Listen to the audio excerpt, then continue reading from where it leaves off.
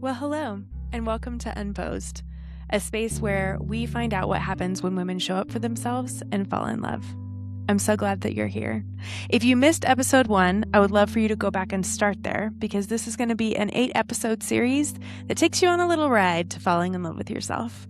Episode 1 goes through what happens when women feel safe, and it's also an introduction to who I am, Adina, and my photography business, Blush and Tease, and just a little bit more behind what I do. So if you're jumping into episode 2, just know I would love for you to go back and listen to episode 1 to get caught up.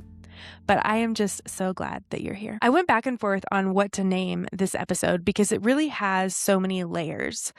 I thought we could name this What Happens When Women Stop Believing Lies. I think there are so many messages that go through our head, whether it's something that someone said to us or that we picked up from things that we've watched, and they're not true.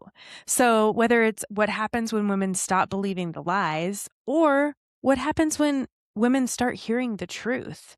And that comes from all of these different places where it's like finding that voice in you that you know is true. Or maybe you have people who compliment you and pump you up and you can't even hear it. You don't believe it. So what happens when women stop believing the lies? What happens when women hear the truth?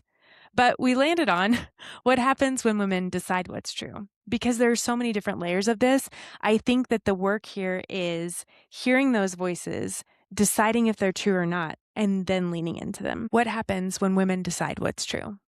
What happens when you decide what's true? I want to tell you a funny story. My daughter and I were driving to the grocery store a couple of months ago, and we get in the turn lane. We're about to turn, and this lady, I think she was one lane over from us, she rolls down her window and she sticks half of her body is out the window, and she just starts screaming, "Bastard! Bastard!" And me and Avery look at each other and we're like, what? She is looking directly at me. I'm doing nothing wrong. First of all, I'm a pretty good driver. But second of all, I've literally stopped at a red light. There's nothing that I can do. She's in front of us in the straight lane. We're turning. Why is she yelling at me right now? And so at first me and Avery kind of like freak out and we're just looking at each other like, what is going on? And she's like, is she yelling at you? I was like, it kind of feels like she's yelling at me. And then we took a moment and we're like, she's having a bad day, right? She was having a really bad day. I have no idea what she was yelling about. She was obviously directing it towards me.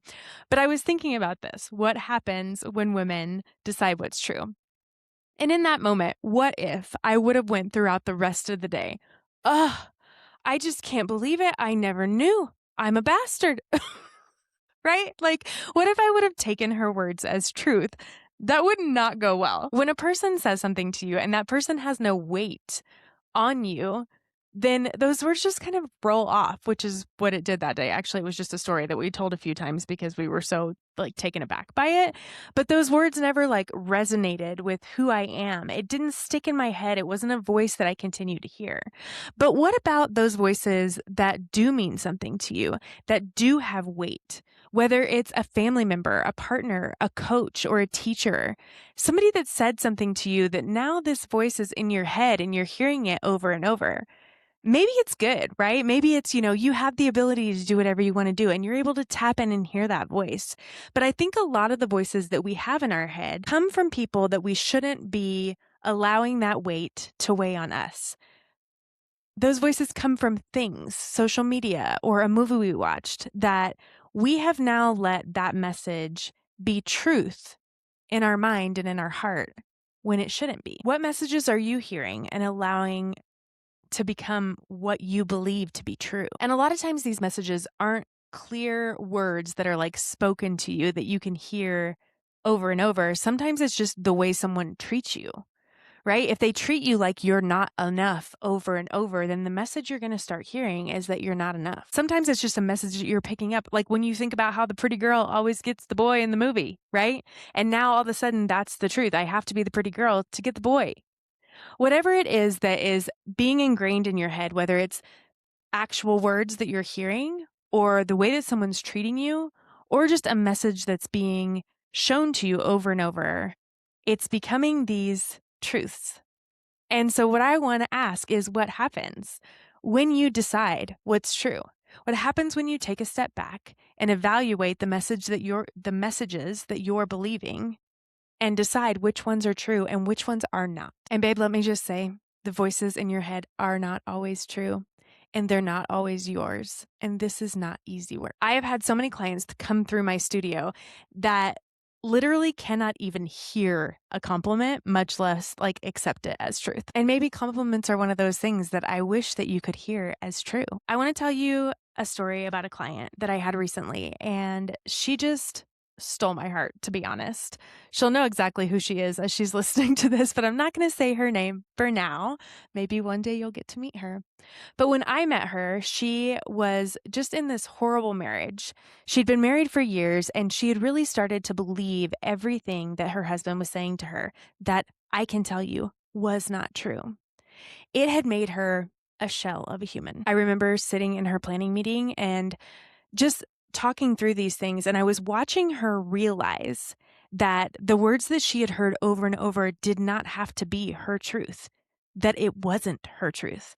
And it was the most freeing experience. Her planning meeting was the first time that I had met her, and you'll hear me talk about this with all the experiences with my clients. We get together so many times during this, right? Like during a planning meeting, doing the shoot day, seeing your photos, getting an album in your hands. We have this fun little relationship during your experience where I'm checking in and texting you, how sore were you the next morning? So we talk a lot throughout your experience. But that day was the first day I had met her, and I didn't really have much information from her email. And she sat across from me, just teary eyed, again, just kind of this tiny shell of a person. I feel like I watched her during that planning meeting as we walked through these things. Her tears started maybe as like shame, right? She was believing these things that her husband said that really just made her feel like trash because that's how he treated her. And I watched her tears turn from like that sad shame to more frustration and determination that she did not have to stay in the place of believing that those things were true. She walked through her whole Blush and Tease experience with her eyes like trained right on me, just believing that there was something more on the other side. And anytime she doubted it, I was there to remind her that she deserved this.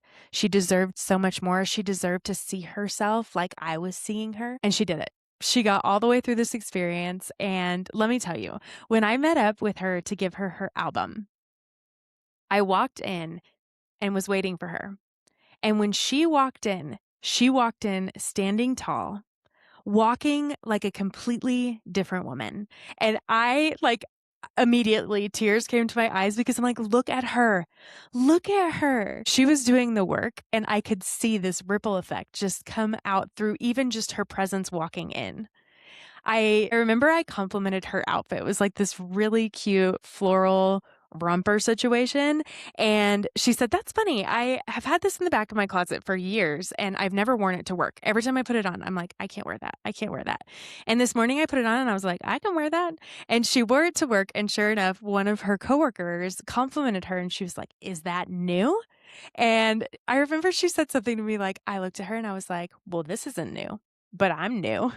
And it was just such a beautiful thing to see her turn from what she was when I met her to what she was now. She was doing the work, taking a step forward each day. And one of the first things she had to do was decide what was true. Throughout this episode, I'll ask you a lot of questions. What if the voice in your head isn't you? What if it's not true? What if it's just the loudest one you've heard? Or the one you've heard over and over for the longest amount of time? What are you hearing? Who told you that? When did you start believing it? Is it true or just familiar? Today, I want to introduce you to my friend Darlene. She's a client turned friend who is never going to get rid of me now. And she's had to untangle so many things about who she really is and what she's learned from other people, the way they treat her and the things they say to her. I'm so excited for you to hear this conversation. So I'm going to let us just dive into that. Please forgive. This is our first one with an interview, so we're going to get even better as we go with camera and microphones. But it means so much to me to introduce you to her and let her share her story. Okay, here we go. Okay, Darlene, tell us who you are. Okay, so on the surface, if people want to know Yep. who I am, what I do, I'm a mom. First and foremost, I have 5 kids, ranging from 29 to 9. And I'm a mom to an autistic kiddo who also has type 1 diabetes. Uh, a child that's also in prison, so that's lots of fun. I own 2 businesses. I take care of my aging mother. I think that's That's a long enough list. yeah, well, I think that's it. I would probably think of more, Yeah, but, for sure. Tell us about your business.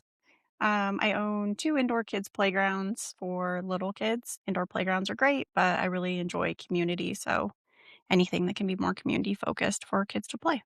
That's super fun. Yeah. When did you decide you wanted to do that? Or was it like kind of Never, like an opportunity that just kind of never, none of the above. no. Like, my background is healthcare, so when I started staying home with my kiddo when he was struggling in school, way before the autistic diagnosis, but after the type 1 diagnosis, I, stayed home with him for probably 5 years. I was blessed enough to, like, have that opportunity to stay home, but simultaneously needed to kinda get back out into the world. Going back into healthcare wasn't ideal because of that. Yeah. It's way too demanding, but we found this opportunity of what was something I could do to take my small kids with me, have flexibility. The area that we lived in at the time was pretty new, so there was no place for parents to go and kids to play. So the idea was I wanted to find or build a new place that would be like Starbucks meets Chuck E. Cheese for those Yeah. parents, and then found out it already existed. So You're like, I'll kind take of that. yeah, I mean, closed on it 2 weeks before the shutdown and then COVID life, Yes. so Love not it. ideal, but No. it's how I fell into it. But you're still in it, which is amazing. I am still in it. Yeah. Contemplating going back to nursing school right now, You're- I but am still in it. Is it amazing? No, it isn't. it's a lot. You have an awesome, awesome business. It's very Yeah. cool. But owning a business is not always fun. No. Yeah. Not always amazing. Okay. Do you remember the first time we met? Yes, Do you really? actually. I don't. I was We like trying to think of I had all these memories in my head and I was like, I don't know which which one at what came moment? first. Well, I was gonna say at the studio on Okay. Broadway, Okay. right? Was that Yep. on Broadway? But that was just my first shoot. I had met you at the bridal show. So, like, when I was Okay. prepping for my wedding. Yes. I don't know what year that was. 2015? Chateau Fox. 16? What was the bridal show? Yeah, the Chateau. chateau. Yeah. Yeah. Oh, that's crazy. 10 years? 11 years? I don't That's funny because when I think about starting my business here in Denver, I would have been like, "Ugh, did I need to do a bridal show?" And it brought me Look, you. look at me. I will forever say that bridal show changed my life. Aw, I love got that. pain out of it. How many shoots have we done together? Mm, I should have given you homework on this because I could have counted it. 4, I think. Okay. Broadway, upstairs, downstairs, 5. I was gonna say there's more than that then. Outside in Rocky Mountain, 5. 5. Do you have a favorite? Probably outside. Okay. I loved Rocky Mountain too, but It's probably just outside. different. Yeah. Yeah. Yeah. I think I would pick Mm, that one too. I also kinda hate that one for lots of Well, reasons, but I understand that. But the good there's parts that. of that were really good. Yeah. Yeah. I love our selfie from that shoot. Oh, yeah, me too. And then, okay, so we said favorite shoot. Do you have like a favorite when you think about like Darlene and Blush and Tease? Do you have a favorite like moment or memory in all of that? Mm, I think when I actually don't know if you still do this since I know you so well. Maybe new clients you still do, but I think when we met in Old Town Arvada, I don't remember where Bluegrass Yep. probably, and we just, like, had coffee, and I don't remember what your questions are, but they're, like, introspective questions and, like, how do you wanna feel, and Yeah. because that gave more value to it, right? Yeah. It was more than just like, "Hey, I'm gonna go take some naked photos," Yeah. which, me, I'm kind of an open book. I'm like, "Here, Yeah. It's fun I'll no give you matter what. I'll give you a full release. It's But super fun to me," but there was more to it yeah. and made me be more intentional, which I guess we've done it a couple of times, but that's the only time I really remember. Well, I think too, probably the first time maybe we didn't do it because it was when I was at Broadway, it was the beginning of my business. So I feel like it wasn't as like fine tuned. But also I would say that at that meeting, I feel like you had been through a lot. Oh gosh. And that's why that one stuck out to I think you. that was after like all my health diagnosis stuff. Yes. Yeah. So I feel like the questions that I was asking you meant more at that point than they would have maybe earlier. Probably. Did I cry at that one? Mhm. Okay. That's normal. Maybe that's why it stuck with me because I cried. In public, it's fine. It's fine. Here I am. Here I am. Oh my gosh. Well, I have to say, this is so fun because you're the reason that I'm having guests on the podcast is because of you. Do you remember what you said to me when we were at the coffee shop at Block Oh, what Rock? did I say? I was like, "You're asking me about the podcast. Give me all the updates because you're such a good cheerleader." Like cheering me. Also, put the dates on the calendar. You're never gonna do it, Adina. Like you were like, Yeah. Aw. and then I said, "Well, I'm gonna do all of them just by myself, and then I'll decide if I'm gonna do more than 8. Then I'll decide if I want to do guests." And you looked at me and you said, "You would be doing yourself a disservice if you didn't have guests on." Aw. And I was like, "Hmm, you might be right. So you have to be number 1." That's how I got myself put in this chair. That's Cool. exactly I right. did it to myself. It's You did fine. this to yourself. Oh my gosh. But anyways, Oh, I so love that thank you that for stuck coming. with you. I know you always cheer me on. It's so fun because it's like it started as like Darlene's my client. Darlene's my client again. And then we ran into each other other places and it's like we kind of live in the same area. And then the last time was after Rocky Mountain National Park when I think when I brought you your album or something like that and we're sitting in the coffee shop and we sat there for like literally, it's an album drop off. It's like, "Here, you wanna look through it? And then maybe I'll take a picture of you with your favorite spread." And then I think we we were were there like there, 5 hours. and we were still there, and we were still there, and we were like, "We should do this again Yeah. sometime." So now we meet Maybe for more coffee. intentional. Okay, so let's talk about this episode. What happens when women decide what's true? So the work here, I feel like, is saying, "These are the words that I'm hearing in my head that I'm starting to believe or that I have believed for a very long time." Mhm. And I'm gonna like untangle those and find the truth in it and lean into that truth. So, what happens when women decide what's true? It has to be a conscientious decision. Constantly. We all day, every day, Yeah. no matter what you're doing, you're always fighting against this barrage and this Yeah. wave coming at you. It's kind of like paddling through that and seeing through it no matter what that is. So it's literally a decision all day, every day. Yeah. Like you have to be an active participant of what's happening Mhm. up here. And if you're not, you just turn into whatever You you're just being get sucked told. into it. Yeah. Okay. Go So, the for it. first question I have, can you pinpoint a time when you realized you'd been believing something about yourself that wasn't actually true? There made me cry. 3 minutes into this. 3 minutes. Hey, we're 16 minutes. I can't see Okay, that far. cool. Um, I was in a super toxic relationship a few years ago and very abusive and unhealthy. And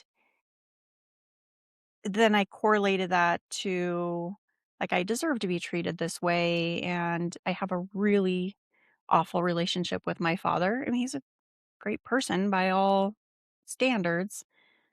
Um, but growing up with him, I was never given the opportunity. Like my voice didn't matter and I could only come to him when I needed something. And like I just felt like I was never good enough.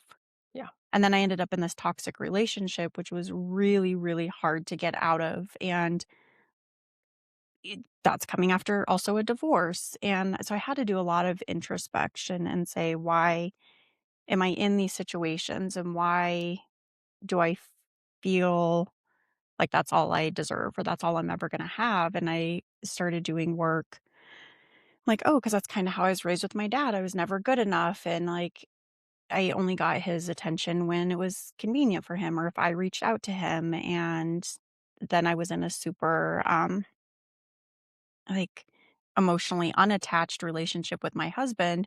I probably felt the safest in that relationship, but it's because he was so detached. Right. There Yeah. wasn't like this open communication, open dialogue. And then I end up in this toxic relationship. And I think just kind of connecting all of those dots, like, oh, this worked because I wasn't hearing negative things about me, or this worked because I wasn't being ignored, and just kind of doing the work on that. And I think coming out of the toxic relationship, I could go back to like, hey, I am deserving of love. Like, I am a great person. And again, all day, every day, that's a conscious thing to get sucked back into that. Like, does it make me sad that I don't have a relationship with my dad and that's how he makes me feel? 100%. Yeah. Like, that hasn't gone away. I still have that feeling, but it's more sadness now, not so much that I wanna keep proving myself to him Right. and proving my worth because I know that I have it. Now it's more just a sadness, Yeah. right? So I think the culmination of, like, the super toxic abusive relationship and an ex-husband and daddy issues just led me to this epiphany of, like, I'm better than this. Like, Yeah. I'm not what these men say about me or how they treat me. Yeah. I love Does that that. answer that question? I'm not what these men say about me. Yeah. Or how they Yeah. treat you. Or how they treat me. Right. Like that's the thing. A lot of times it doesn't have to be something that somebody like said out loud to us. Mhm. It could literally just be, if this is how I'm being treated, this is a truth I'm now Right. understanding in my Well, head. that's the thing, it's the truth. You're like, "Oh, this is all I deserve or this is all I need." What would you say is like a certain phrase that you have to remind yourself over and over that that's a lie? It could be from before or like what you still deal with. Like, what is that? Like, do you have a certain phrase that sticks out to you? Um, I'm worthy probably, Yeah. or and I know that I deserve better, Yeah. right? I deserve better from myself and from other people. Right. I feel like a lot of these things that I'm talking about in these episodes, it's very easy to look on the outside and then so like you have to flip it around to yourself. Well, right. Like if you're blaming everybody else and not paying attention to what's in your mind, because what's in your mind is way more powerful than what's Yeah. can be more powerful. Well, you can only control yourself. Yeah. I think that is probably the phrase that I actually kind of going back to that is I'm only in control of myself. I Yeah. can't control what other people say or think or act or any of those things, but I can be in control of myself. Yeah. Right. I feel like there was it caught me off guard one time because it felt so familiar for me to say to myself, it doesn't matter. Mm. So, like, I would, like, get in my head about something and feel like whether I was, like, journaling and I'm like, "This is really hurting me," or I feel like this, and, like, I was just getting these really big feelings out when I was starting to go to therapy a few years ago, and I was like, what do I do with these feelings?" And, like, getting them all out, and then I kept hearing myself say, "It doesn't matter." Yeah. And I'm like, "Yeah, it does matter. It's okay," but I wanted to, feel the feel and then put it away. Yeah. And so I'm like, "It doesn't matter. Put it away and go back to how life was." And it was like, "No, it does matter. You're allowed to, like, feel all the way through it." And literally, like, if I hear that in my head now, I'm like, "No." It does matter. Yeah. Well, I think as women in general, we're conditioned to kind of go through all of these things and then just shift gears Yeah. and go back to cooking dinner and go back. So we kind of been conditioned to bottle our feelings and bottle our emotions and compartmentalize. You're like, I have all these feelings. We're going to shove them in this drawer or write them down on a piece of paper, close the book and move on to the next thing. Yeah. Right. Instead of kind of continuing to process it. Yeah. And I think that it's a hard thing because we have so many outside things the hats that we're wearing where Mhm. it's like we can literally fill our day up with all the things and never once ask Adina how she's feeling. Ask Adina how she's doing. You know what I mean? Like we don't even have time for that. No, you don't have time for it. Yes, we do. It's important. At some point. Side note, we're going to get off track for half a That's okay. second. Let's do it. There's this app that you see on, I think I saw it on Instagram because I don't TikTok. It's called Liven. And it's this great thing about like your brain is in overload. And so all of the effects that that has, right? Like you're very tired and you feel sluggish. And like it being an age of menopause, you're like, oh, is it hormone imbalance? Is it all Right. of the things? Really, it's brain. It's kind of the philosophy of this Liven app. Okay. So I dropped it in because it was really great and I was going to buy it. I'm like, this sounds like a great plan. I need more things to like help me release and help me like rewire my brain. So Yeah. I dropped it into ChatGPT because Let's just that's my free do a therapist little right now. It's what I It's have a time very good for. therapist, unfortunately. Yeah. And I was just like, talk to me about the Liven app. Is this a good thing or is it not or whatever? And it's like, well, you already have too many things on your plate. So, no, I don't think it'd be a good idea for you. It's going to tell you to journal and it's going to tell you to meditate. And you don't need any more pressure. I was like, thank you, ChatGPT. Wow. Let's not buy another thing because it was very honest of like, it's going to make you feel worse when you're already feeling tapped Yeah, out. because now you're not checking another thing off the box. Exactly. That's exactly what it said. Yeah. I was like, so that was so interesting to me. I also don't know why I even decided to ask. I really wanted to know if it was a legit program before I bought it, Yeah. not for it to give me this like introspective of like, You're like, should I spend my money on this? And they're like, Darlene, honey, right. It has nothing to do with take the your money. hand.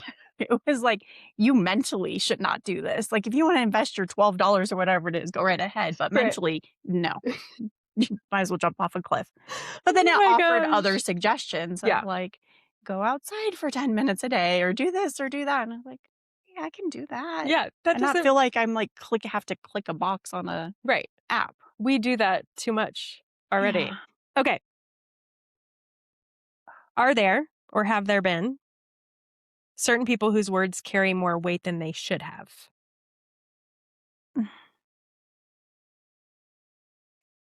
I think old me, it was really I've always been pretty independent, but I think old me was like everybody's opinions or comments affected me, Yeah. good or bad, Yeah. right? Like some people I really trusted, like my best friend, her words carry a lot of weight with me, whether she's criticizing or complimenting me, Right. because I value her opinion. But Yeah. then obviously, I always wanted my dad's approval. So things he would say to me carried a lot of weight, whether they were really shitty things or helpful things. Well, and I mean, when you go with people like family, we feel like they are supposed to carry that weight, right? Mhm. Like if you put somebody in like this role in your life, you're like, yeah, like my mom's words should carry a lot of weight, Right. and when do you go like, I don't actually trust that voice anymore? Yeah. Does that make sense? Mhm. Not you, mom. Mom, I love you. I do trust your voice.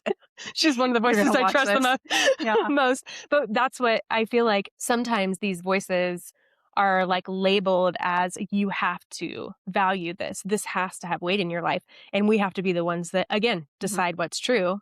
And like, do we trust that voice? Yeah. And I think for me, it's just weeding people out Yeah. because it's hard to differentiate. Like, right, my dad, like, if he tells me one thing, I'm going to hold that as true because it's my father. Right. And then I have to like unravel from that and be like, actually, Yeah. he doesn't know me really well and he doesn't this or he doesn't that. Why did I let that carry so much weight? Right. So instead, it's just like, hey, let's not talk. That's easier. That's the best way to handle this because you're going to make me feel like shit every time. Right. So, Yeah. Ugh, that's but so that's hard. the thing, right? You do have to learn your own boundaries. And because some of those people who should be safe people to talk to aren't. Right. So not only are we deciding what's true, we're deciding who to trust. Yeah. Because their voices, I mean, that's the thing. You can be like, every thought that comes in my head, I'm going to, like judge that and put it in is this true? And you're not. So No. you have to know whose voices, like, where did I hear that from? Why do I keep thinking that? Who said that to me or made me feel that way by the way they treated me? Mm-hmm. And then when you can identify that person, is that person safe? Right. And if they're not, you need to just throw that thought away, which is not easy. Especially when it's so familiar. I feel like when something is so familiar in our head, like it just automatically rings true. Mm-hmm. You have to like flag it and be like, just because it's familiar does not mean. Right. Just because they're my parent or my Yeah. sister or whoever. Yeah. Yeah. It's not true. Can we talk about your heart? Sure. I don't know what you want to talk about. Okay. I've been in avoidance mode right now, but yep. First of all, you have to tell the story of when you found out you had a heart issue. So I went in to get my boobs done, Yep. which I've been wanting to do forever and I was ever. so excited for you. I got dropped off at the surgery center because you can't drive yourself after surgery. So I got left at the surgery center, I don't know, 5 a.m., had IV in, all of my prep work, lines drawn on my boobs, good to go. And the nurse was checking my pulse and had asked, like, do you have a heart problem? I was like, no, why? She's like, well, your pulse is just a little bit low. And I was like, low, like what? Great. Again, my background is medical. Right. So I'm like, You're trying to like piece yes. I'm together like, the answer some questions. questions. And she's like 40. Holy shit. If you know anything about like what your normal heart rate should be, 40 is not it. Right. Right. That's scary, scary low. And so You're all, she "I'm just really relaxed because 'cause I'm getting the boobs of my dream." yeah, I was like, "Well, that's odd." I was like, "That's probably just a fluke, whatever." Well, as Yeah, soon as she left the room, I'm, like, taking my own pulse. I'm like, "What's happening?" So not only was it low, it was very erratic. Oh, what the fuck? Like, this is new. This is not a normal thing, whatever. And so we went and jumped through a bunch of hoops, and the anesthesiologist did an EKG. She thought that I had, it's called sick sinus syndrome. Like, basically, my heart wasn't restarting as it was cycling through. My surgeon, though, was like, "It's fine. She'll be fine, though, right?" Mind you, you're in an outpatient center. So she's like, no, we can't get this absolutely approved." not. I wanted it really badly, obviously. I was like, "I'll be fine." "Can I sign Yes, something? yes. We're I good." literally did ask if I could sign something. I'm like, I mean, for the most part, of course, then in my back of my head, I'm like, "Are boobs worth dying for because I have children at home?" Right. Um, anyhow, like, they tried getting it. They went to the director of anesthesiology, and they're like, "Absolutely not. Yeah. We're not signing off on this." But it wasn't even an easy road after that, right? Like, I go in to see Right. cardiology, and she's like, "Oh, it's just a fluke." I was gonna say, I mean, misdiagnosis, like, how many were there? Well, How many times were you told something that wasn't true? thankfully, when this is why I'm thinking about going back to nursing school, because 'cause I'm actually really good at it, but, um, my brain, I don't know if I can handle it. Again, I know enough, and so as she's talking to me, she's like, "Oh, it's just a fluke. The anesthesiologist doesn't know what she's talking about." I was like, quite literally, I am trusting her with my life. Right. I feel like she can read an EKG. Like, I feel like we've got that. And she's like, "Well, you're young, you're fine, you don't have any risk factors, you don't smoke, you're not overweight." Like, all of these risk factors for heart Yeah. problems. And I was like, "Yeah, no, there's still something wrong." Right. Because she was ready to just like dismiss me, like, "Oh, you're fine, it's a fluke. You're young." So how old was I at the time? Third. I don't even know how old I am right now. So I don't know, 40 maybe? Count backward. What year were you 39, born? 41. I don't know. Anyhow, I know. I was Same way. young enough that I shouldn't have heart problems. Yeah. But she's like, "Okay, fine, we'll go ahead and order some tests." And the first test I don't remember what order it went in, but she's like, "Yeah, it was a little abnormal. We're gonna do the next one." The next one's even worse. Yeah. I didn't hear from her. I heard from like her nurse, like, "Oh, the doctor's gonna add this next test. The doctor's gonna do this." And we get to the final test, and I'm reading and interpreting results as they come in. I know a ton of providers in the field still. So I'm like, "Hey, can you look at this? Does it mean what I think it means?" Right. And they're like, "Yeah, absolutely." And so by the last one, she pulled me into her office. She's like, "So you were right. Something is wrong." Oh, thanks. Thanks for listening to me. So glad I had to continue advocating for my health, Right. but also so thankful that I had a voice and I knew what I was talking about. Yeah. Um, I can be kind of bitchy. Um, No, but Darlene. not me. No, No. dude, this is your job. That Like, you're gonna just send me 100%. home to die. Like, I Right. can't. So, um, so that's how I got diagnosed. I didn't even get diagnosed, Right. honestly. Yeah. Actually, I'm like, I wasn't diagnosed in that moment. I did that. Um, they determined that I had heart failure and I had an arrhythmia. But when I met with the electrophysiologist, he's like, we don't know what came first, chicken or egg. Did the heart failure cause the arrhythmia, or did the arrhythmia cause Yeah. the heart failure?" So I had to have an ablation.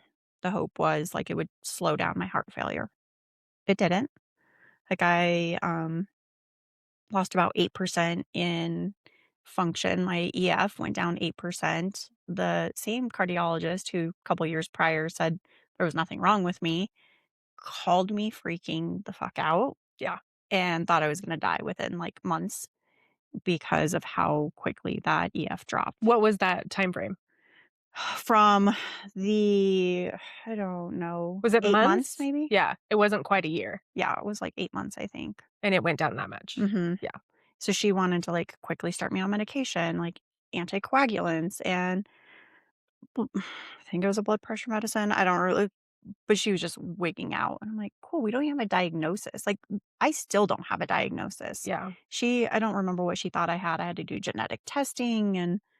But here we are. I've had another ablation. I actually, in that same procedure, he ended up ablating two parts of my heart. But they just expect this to continue happening. Yeah.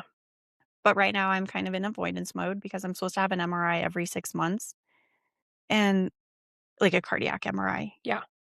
And I think my best friend asked me this the other day. She's like, "Did you schedule your MRI?" Yeah, Mhm. well, no, because my feeling is they can't get my EF back. Like Right. my It can't go back It up. can't get better. It Right. can stabilize Yeah. or it can get worse. Yeah. I'm like, why would I subject myself to that every 6 months to be like, "Oh, hey, we're holding strong for 6 months," or, "Oh, Right. fuck, we just dropped another 3%." Like, you you can only go so low, right? I Right. think 28% is the threshold for to get put on the heart transplant list, and I'm at 46%. So, let's drop 8% every year. Right. What does that give me, 3 years? Yeah. Like, so I just can't. Like, mentally, I can't even go there, although these past couple of weeks, I'm like, "Oof," I've been taking double my medication because I can feel when I'm struggling. Yeah. Like, going from surgery last year and, like, gallbladder and all of the things that happened last year, like, I can't lose weight now, and I get short of breath very easily. Yes, some of it is weight, but, like, my heart function, I instinctively know it's Yeah. bad. Yeah. I'm like, "Am I gonna sign myself up for that MRI? Nope. Yes, you are. Nope." 'Cause I don't wanna know, I because they can't do know. anything about it, I know. except for call me and tell me they think I'm gonna die. Like, I don't want that phone call again, that was Right. awful. Yeah. Well, and that's kind of one of the questions I wanted to ask you about this because I feel like this episode, like, what happens when women decide what's true? But I don't think that applies to my heart because it is true. It is. Like, And here's it's the a thing, fact. you decided there is something wrong and you fought for that, Yeah. which is incredible. Some people would not, they would want to ignore it. You're like, fast forward a few Like years. you are now. No, you're in a Yeah. totally different place right Yeah. now. But like at the beginning, you listened to what you knew was true and you kept on like fighting that. And that is like such a beautiful thing. Do you feel like you've had to fight any new lies because of your health issues? Or is there anything that creeps in your head that you're like, no, that's not true. I'm not going to believe that. 100%. Like, when we talk about, like, my weight or things like that, I'm like, "Oh, it's" again, I actually just said it. I'm like, "I know that I've gained a lot of weight," and I'm like, "Oh, it's just because I'm not eating as good as I used to, or I'm not working out as much." Like, I'm taking it very personally. Like, I'm failing myself Yeah. because I'm not doing XYZ, and then I have to take it back. I'm like, "No, quite literally, I can't even walk up the stairs to my bedroom Right. without my heart racing." Like, and I'm not that overweight, No, right? I'm not that shouldn't be the problem. no. So I have to, like, get it back in my head, like, "No, this is something that's heart related," which is why I know, like, something's gone awry again. Yeah. Um But it doesn't make me feel any better. I'm like, No, I still wanna lose the weight. I'm like, if I lost the weight, maybe my heart would be better, but that's actually not a fact. no. And that's what people try. I think that's the hard thing. You'll hear this about my kid with his diabetes or with his autism. Like, have you tried this? If you just did this, it would get better. And for me, it's like, if you exercise better, if you eat a heart healthy diet, I'm like, no, those quite literally don't impact what's going on with me. Right. Like, eating a heart healthy diet doesn't fix an arrhythmia. Yeah. That's an electrical problem. Well, and if you're on Instagram or TikTok, they're giving you all the ways that you can be the healthiest woman. Yeah. And like those, again, if you hear them over and over, it Mhm. starts to feel like truth. And you have to be like, that's not my truth. Yeah. Like you literally have to listen to everything that You have to comes in fight and go, against it. no, like that's not Unless that's I move to sea level. I can do all the things at sea right. level. Yeah. That Then is maybe it's my so truth. weird. You're like, Florida is my truth. Florida from certain months. Oh my Yeah. gosh. Do you feel like it, and I think this is something actually I'm going to talk about in a different episode, but I would love for you to touch on it if you have anything to say to it. Do you feel like your health issues have changed your identity? Like who you feel like you are? Or do you still feel true to yourself and this is just a piece? I think a little bit of both. Like, it depends on if I'm a good day or a bad day. Like, Yeah. if I'm having a hard time functioning, then it's very easy to feel like I'm failing. Like, my kids want me to do something with them. And like, my chest is beating out of my, like, or my heart's beating out of my chest right now. And so I'm like, I'm such a shitty mom. Like, Yeah. just push through it. Right? Like, I don't wanna tell them I'm having this, like, my older son knows, like, there are times I just have to stop and, like, check do an EKG and do things, and he's like, "Are you okay?" Yeah. But I hate that, right? Because then it makes me start feeling like I'm putting something on them that's not their responsibility, and also I don't want them to know that I, like, have these massive heart problems. Like, I did teach them how to call 911 and explain to them, like, stuff that was happening with me because I was passing out. Like, that was traumatizing enough, but, like, Right. on a day-to-day, yeah, when I start having these medical episodes, it's real easy to be like, "Oh, I'm failing my kids." Yeah. And then you quickly go down into the spiral of, like, really dark, like, "Am I gonna be here when they graduate? Am I gonna" So, for the most part, I just ignore it. It's just my heart is just there. There's nothing I Right. can do about it. There's nothing they can do about it, and so I just try And to on a stay like, good day, "Ooh, you can ignore it, yep, on a good day I can." but, like, on a bad day, there's no Right. So like, I it think it's just kinda it goes back and forth, like, does yeah, it change who I am when I'm actively feeling it? 100%. yeah, Like, I'm feeling very defeated and sad yeah, yeah. and hopeless. Lots of words come into Lots of place. words. Lots of words actually come into play.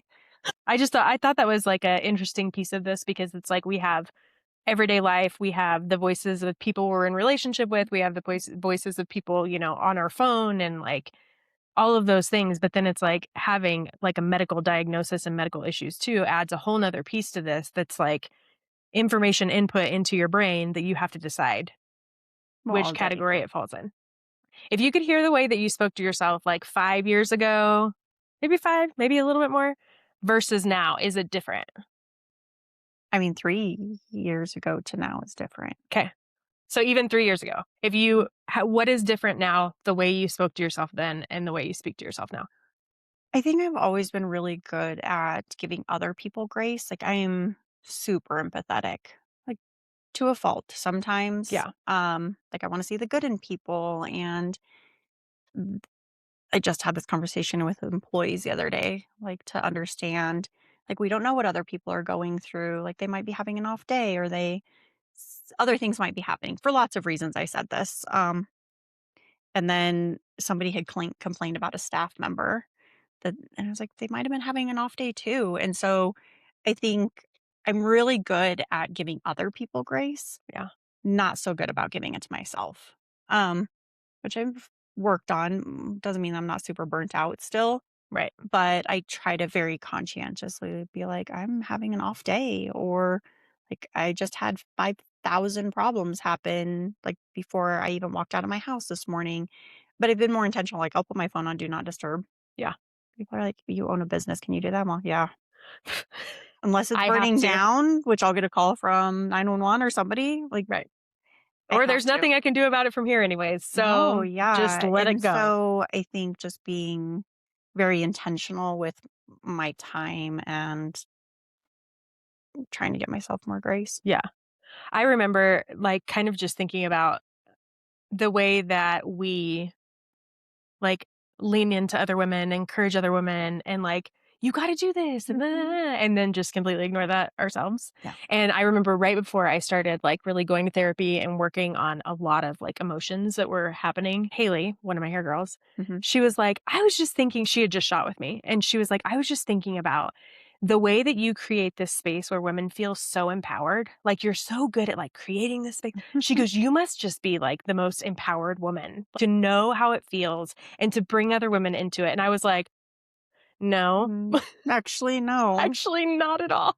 And I was like, "That's wild that, like, You're that I." so good at giving it to others, but for yourself. Yeah, like, I totally understand how to, like, pinpoint things and encourage you to take a step this way and be bold about this choice, and then it's like, "But I'll just be over here Mhm. ushering you all to Mhm. this lovely place. Have fun." Yeah. And it's so hard, and the difference I feel like when you look back a few years in my life is that, like, let me just constantly try to make sure everyone's feeling this good and totally ignore how I'm feeling. Mhm. Versus now, like, the more that I can understand it, actually, I can be in that place with them, and it's even more powerful, Right. you know? And actually, that's interesting to even think about where I was in my journey of understanding all of the what am I believing in my head and what is true.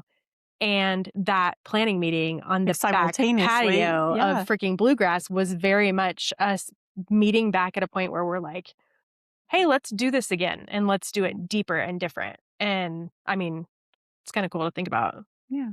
all of our little journeys that How end up. they all intersected. When you think about how much you've grown in, like, all of these words come in, the way that people treat me, like it comes into my brain and I can now kind of go, hey, that's true. I'm going to accept it as true. That is not, I'm going to fight against believing that. Can you tell me how you decide what gets to stay and what has to go? Is it like I who don't it's, think I keep anything these days. there you go. Um, There you go. Honestly, like if you let most of it slide off of you and then the stuff that you do grab onto and you go, is this true? And you put it in, right? Also, maybe because I don't talk to people that are really like I'm kind of isolated with my children. So, or at work, I'm not having these kind of conversations. So Right. it's maybe a little bit of both. I don't have deep conversations with people. That's why we do our monthly coffee. Right. We have to So I do talk that. to children all the time. Uh, it depends on who it's coming from, I guess. Like my Yeah. teenager yelled at me that he hated me the other day. Um, which made me very sad. Yeah. Yeah. So, but again, I can recognize that he's a teenager and he was upset and And you're all of not the like, then things. I'm a bad mom. Like that's, you can't, Yeah, like you have to go, no, no, that's yeah, it's hurtful. Or like if my other kids say something, right? It's right. people, they're my children. Of course, their words have like Yes. impact on how I feel, but then it has to be this very quick, like, he's a teenager, they're a preteen, they're Right. whatever. Like again, they're going through things. Like this is normal for them. Yeah. So My it, best friend is like a therapist. Like I think that's what she should have gone to school for. She's very good about like teasing things out, and so I listen to her. I yeah. think like we only get together every couple of months, but I let her words sink in for better, for worse, whatever they are. I really take those to heart. Yeah.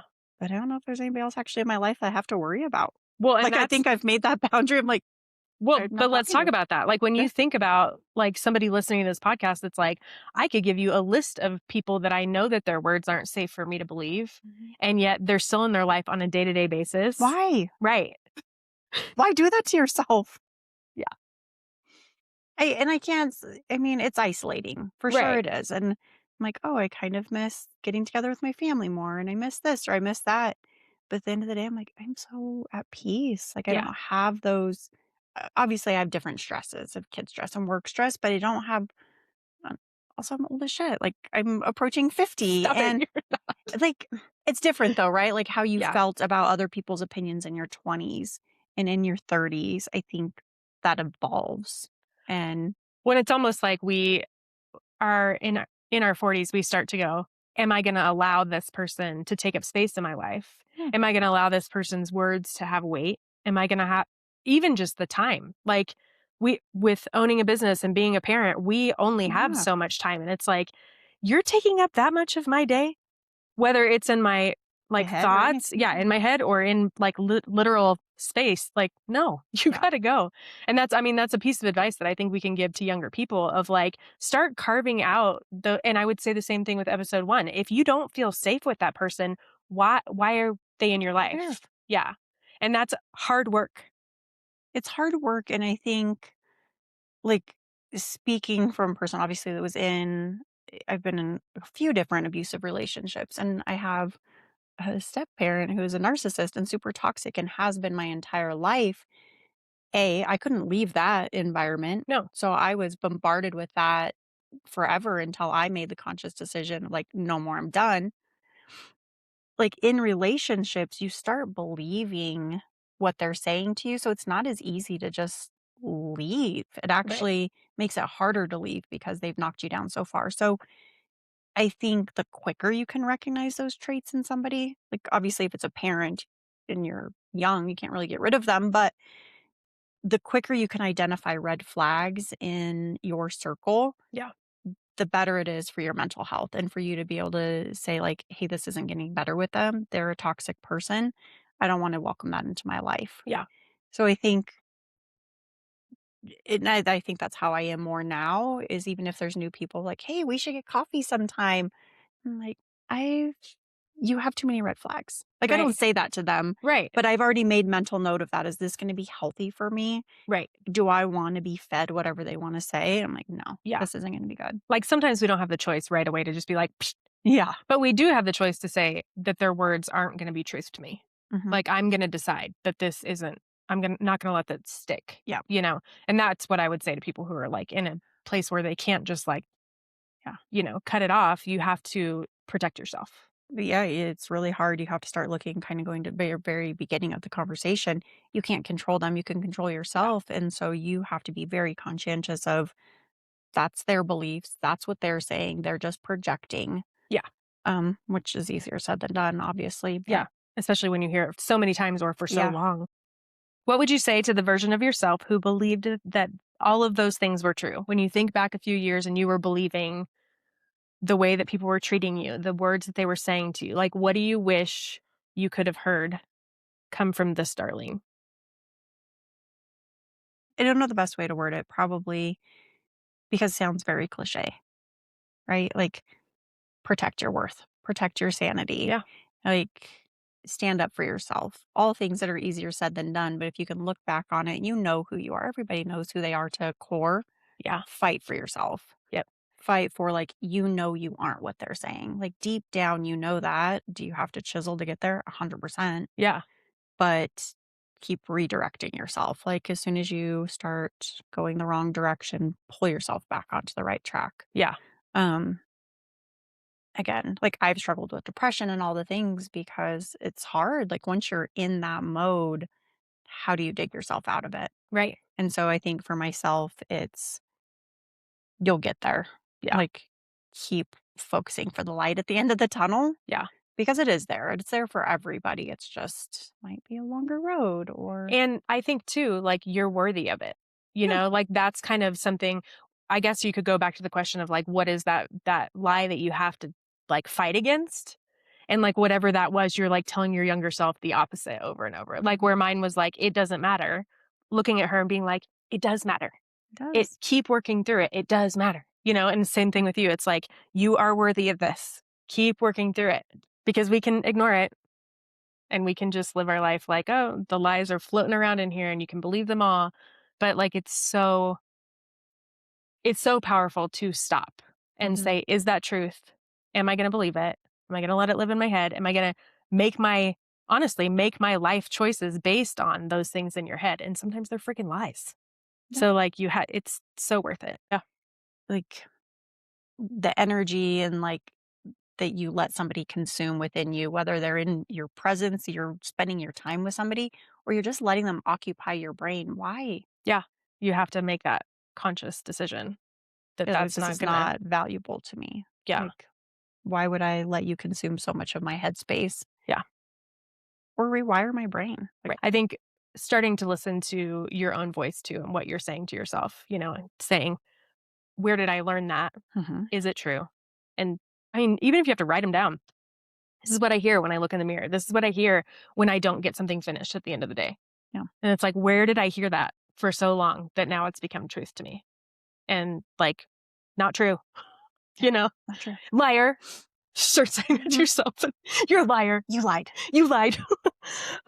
Okay, that's pretty much it. Is there anything you want to add to this conversation, or that you would want to say to like women who are like they're either investing in listening to this because they're like, I better listen to Adina's podcast, or they're like, She's gonna quiz me on it later. I want to know what would happen if I literally start believing only the truth and start recognizing lies. I think life is gonna be life. Yeah, Like, just because you stop listening to the lies doesn't mean that you don't have bad days or you don't struggle with something or another. But I think the sooner you can start looking out for yourself and your mental state, you just feel better. At least you know, like, hey, I'm coming from a good place, or you feel better about yourself, but not necessarily in an outwards way. Like, you know, you're doing what's best for yourself, yeah, which it's not something you can put into words. right. Like, because when you have something negative in your head all the time, it's just floating around in there. It's kind of like you were asking about a medical diagnosis. Yes, it's always there. Some days are better than others. People who have chronic health conditions, like that affects you. Like, it's medically proven that it affects people's mental health. Yeah, The same is true when you've listened to these negative things. It's affecting your mental health and it's affecting how you walk about the world. So I think the sooner that you can recognize and shut it down, yeah, the better you feel because then you don't have that underlying, like, just nagging in your brain. yeah, for sure. I know.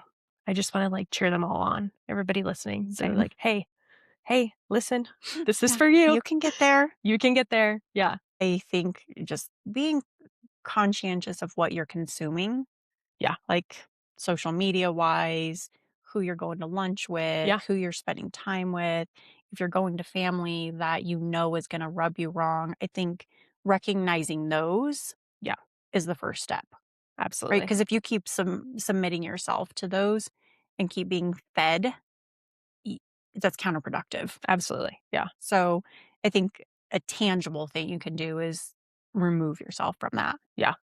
Like distance yourself from Mm-hmm. whatever is continuing to. And social media is hard, right? Yeah. Because algorithms like just continue feeding the same stuff.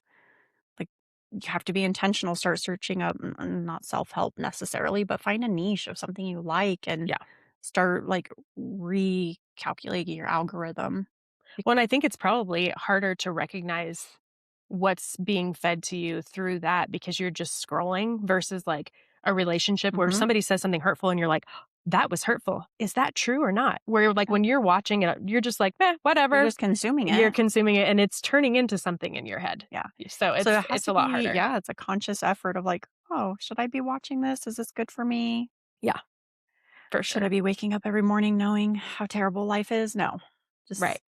don't even do that. Just don't go there first. Just That's going all. places even, just Yeah. taking a breath like, "Hey, is this somebody that's gonna feed into me? Like, is this gonna pour into my bucket or is it gonna suck my bucket Right. dry?" If you're like, "Huh, this I'm dreading going to this," don't go, Right. right? Yeah. Like, if you already have that gut feeling, especially as women, we have that intuition of like, "Oh, I really don't wanna go do this because they make me feel shitty afterwards," or Yeah. I start doubting myself, or they're mean people. Right. Like, say no. Right. I think that's the thing that I probably would have told myself. Say no. Right. No is a complete sentence. Yeah. I love that. Mm-hmm. There you go. There you go. That's my words of wisdom. Words of No. wisdom from Darlene. Thank you so much for doing this with Thanks me. for having me. I'm really excited. It's going to be a fun thing to see it all come I'm together. excited for you. You're the best. I can't wait to see the end. I know. You might have to chop it up though. Or if I can just listen to it in the car. We did great.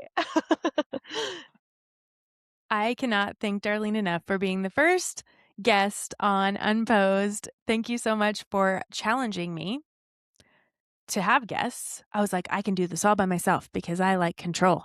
And then I realized, no, the guests and the conversation are exactly what makes this so beautiful.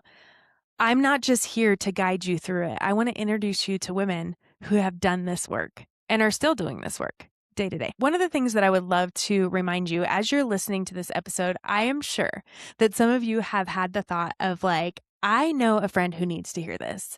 I've listened to these discussions, I've heard these questions, and I have to send this to a friend. Please do. Please send this podcast to your friends. Invite them along on this journey to loving ourselves more. But first, I want you to stop because I think that we can all take a moment and take a step back and ask, what are we hearing in our head? Is it true? What would change if I stopped believing that that was true? If I stopped agreeing with whatever voice popped up in my head? This week, I want you to notice the voice and decide if it's true. Like I said, every episode, I would love to give you a song suggestion. You know me, I love music, I love good lyrics, and this one will not disappoint. If you've never heard of Caitlin Tarver, you are missing out. Her lyrics are therapy. And I told her that when I met her at one of her shows here in Denver. And she's like, yeah, that's because I wrote them all as I was going through therapy. But the song that I want to tell you about is called What Makes a Life Good. I want you to go look that song up on Spotify or Apple Music, whatever you use, and listen to it. Let me read some of the lyrics to you because I really just think they're so beautiful. It kind of takes you on this little journey of like discovering what makes a life good. And it's different for everybody. And again, what do we believe is true? What makes a life good? If you know, can you tell me? Loving somebody, making lots of money? What makes a life good? Living for something bigger? Chasing a thrill or wanting the familiar? I hope someday I'll know what makes a life good. So when you have a second, go put that song on, listen to the lyrics, read the lyrics, and just see if it resonates with you. Like I said in the first episode, I would love for you to have a journal or a note on your phone where you ask these questions to yourself. Spend some time with them. And maybe that's in conversation with a friend who's also listening to this podcast. What my hope for you is that you don't just come to these podcast episodes and listen to them and just walk away going, that's interesting. But you go, how can I apply that to my life, to loving myself more and to living my life with more confidence? So I know all these questions have just been thrown throughout this episode. I hope you take the time to sit with them and really learn about yourself and fall more in love. I did write a little something that I wanted to share with you guys. I'm going to read it because there's no way I could memorize it or go back and forth and be able to do it right. And I wanted you to hear these words from me. There's a voice in your head that has been rehearsing the same script for years. It sounds like you, but it didn't start with you. Maybe it was a comment someone made when you were 12. Maybe it was a diagnosis that felt bigger than your body. Maybe it was a relationship where loving you came with conditions. Somewhere along the way, you stopped questioning it and you started agreeing with it. I'm too much. I'm not enough. I'm difficult. I'm broken. This is just who I am. But what if that isn't true? What if it's just what's been repeated? What happens when you decide that not every thought deserves your loyalty? What happens when you hear that old sentence and instead of absorbing it, you pause? And what if you ask, who told me that? And do they get to keep deciding who I am? When you decide what's true, you stop living inside someone else's version of you. You decide your truth, and that truth steadies you. And that changes everything, and it's worth it. Thank you so much for hanging out with me for episode 2 of Unposed with Adina, What Happens When Women Decide What's True. I can't wait to chat with you again in a couple weeks. For now, make sure you go and comment, like, and subscribe. We love those words. I would really love to hear your comments, though. If this resonated with you, please leave a comment wherever you're listening, and let's keep the conversation going, because I feel like as women step into this beautiful thing is blossoming, and I can't wait to see what comes of it. Bye for now.